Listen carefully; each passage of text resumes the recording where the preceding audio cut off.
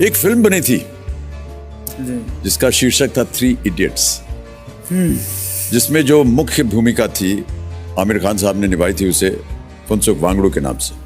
वो भूमिका शायद आपसे प्रभावित होकर हुई थी, क्या ये सच है?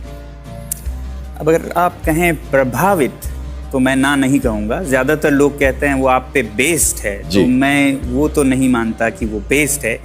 इन्फ्लुएंस्ड या प्रभावित हम कह सकते हैं। मगर फिर मैं नहीं चाहता कि लोग इस देश में किसी भी काम को तब माने जब वो किसी फिल्म से जुड़ी हो।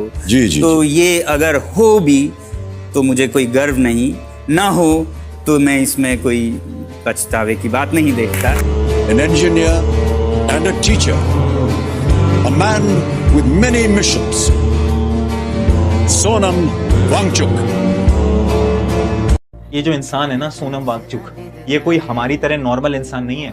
ये ना साइंटिस्ट आदमी है। ये एक ऐसा इंसान है ना जिसने हमारे देश को बहुत कुछ दिया है, देश की आर्मी फोर्सेस को भी बहुत कुछ दिया है। इन्होंने लद्दाख के अंदर बहुत मदद करी है।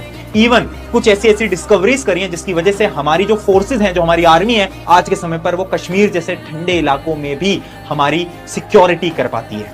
वो सारी डिस्कवरीज उस इकलौते इंसान और उसकी टीम की है। अब जब एक इंसान एक देश के लिए इतनी सारी डिस्कवरीज करता है ना, तो वो कोई नोबेल पुरस्कार जैसे बड़े बड़े अवार्ड्स डिजर्व करता है। लेकिन क्योंकि वो इंसान भारत देश से है, तो यहाँ पर तो एकदम उल्टा हो गया, यहाँ पर तो एकदम अपोजिट हो गया कि वही इंसान इतने दिनों से हंगर स्ट्राइक पे बैठा हुआ है। और सबसे शॉकिंग चीज ये है कि एक भी न्यूज चैनल के अंदर ये खबर आपको देखने को नहीं मिलेगी।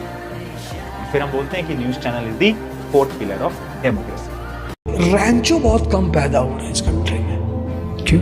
उस मॉडल की एजुकेशन ही नहीं। हम सोचना ही नहीं सिखाते अपने बच्चों को। हम अपने बच्चों को परसेंटेज लाना सिखाते हैं। वो लग रहा है कि लड़के सॉफ्ट हो गए, कमजोर हो गए। मैंने ना बचपन में कोट पढ़ी थी जो मुझे एकदम याद आ गई, आप अभी बात करी। इट्स कि when a man blame other people then he has a long journey to cover, right? He is not there yet.